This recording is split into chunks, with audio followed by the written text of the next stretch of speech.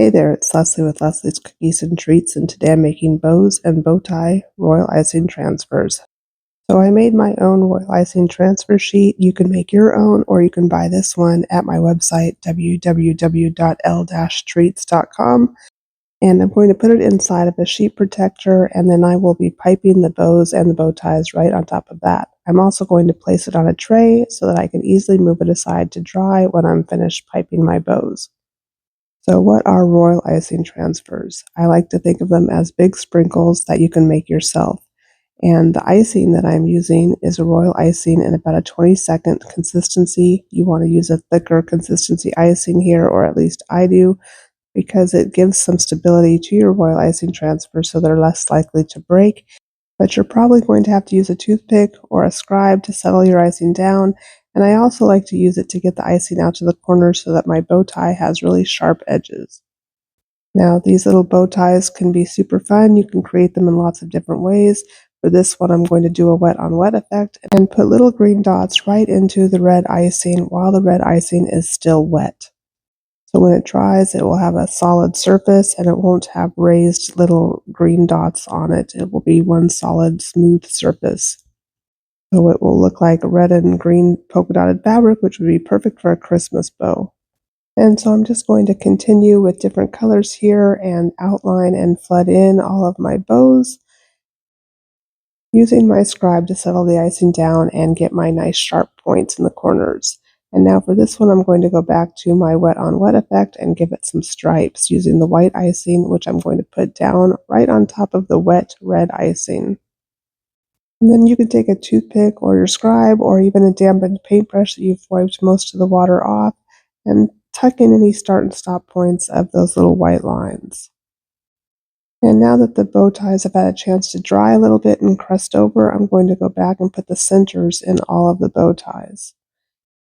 And here I wanted to show you that you can also pipe this by making a big dot and then dragging the dot towards the center and using your scribe to settle it down and shape the bow tie as you would like. So you can outline it and flood it in like I've been doing. That's the most comfortable way for me. Or you can just make a big dot and drag it towards the center of the bow tie.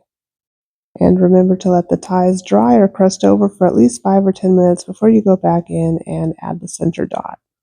So now let's make some bows. Let's start with the tails. Go ahead and pipe in the tails and use your scribe or your toothpick to smooth them out and get them out to nice sharp points. And you're going to want to drag a little bit of the tail up into the bow so that it is stable when we peel it off the royal icing transfer sheet. And then we'll let those tails dry for about 5 or 10 minutes while we go down here and make a Minnie Mouse type looking bow. And again, I took my red icing and I piped it into the bow shape, which are kind of like little hearts.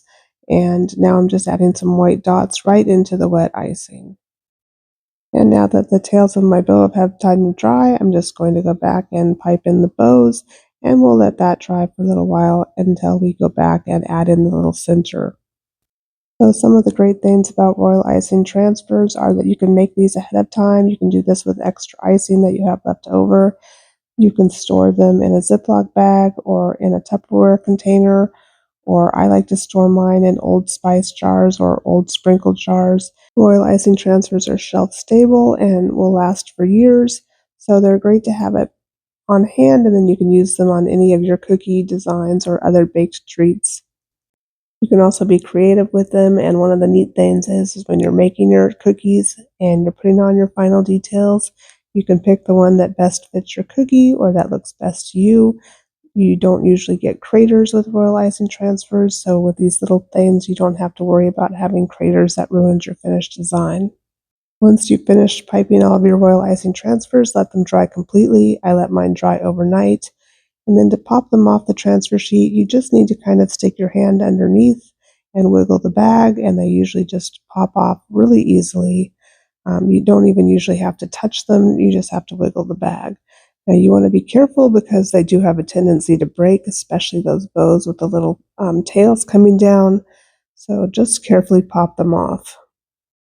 And then your bows and your bow ties are going to be ready to use, and you can attach them to your cookie with just a little dab of royal icing.